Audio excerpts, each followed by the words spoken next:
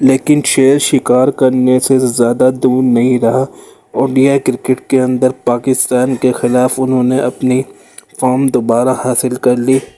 उन्होंने 90 रन्स की एक शानदार इनिंग खेली और टेस्ट सीरीज़ में 199 रन की एक क्लासिकल इनिंग खेली।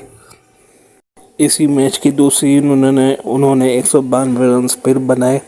श्रीलंका वो टेस्ट मैच जीत गया, लेकिन संगकारा दोनों इनिंगों में डबल सेंचुरी बनाने से चूक गए, लेकिन श्रीलंका ने 1-0 से वो सीरीज़ जीत ली। 2014 में श्रीलंका ने बांग्लादेश का दौरा किया। वहां बांग्लादेश के मैदान पर संगकारा ने अपना हाईएस्ट 319 रन्स बनाए। फर्स्ट इनिंग्स के अंदर दूसरे टेस्ट में ट्रिपल सेंचुरी बनाने वाले वो सिर्फ तीसरे श्रीलंकन बैट्समैन बने। इससे पहले सनथ जयसूर्या और महाला जयवर्धने ने ये कारनामा अंजाम दिया था। यही नहीं बल्कि दूसरी इनिंग में 105 रन की शानदार एक और सेंचुरी भी बना डाली और इस मैच को ड्रॉ करवाने में अहम किरदार अदा किया और अपनी अच्छी बैटिंग को जारी रखा। उन्होंने एक और सेंचुरी बनाई इसी टूर की सेकेंड ओडीआई में।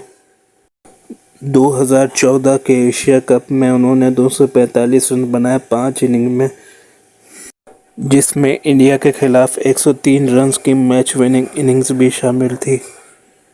श्रीलंका ने 2014 का एशिया कप अपने नाम किया।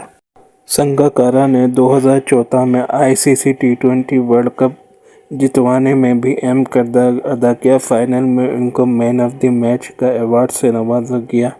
2014 में टाइटल जितवाने के बाद कुमारा संगकारा और महिला जयवर्धने ने टी20 क्रिकेट इंटरनेशनल को खैराबाद कह दिया। ऑन दिसंबर 2014 संगकारा 13,000 रन्स उन्होंने वनडे इंटरनेशनल में पूरे किए।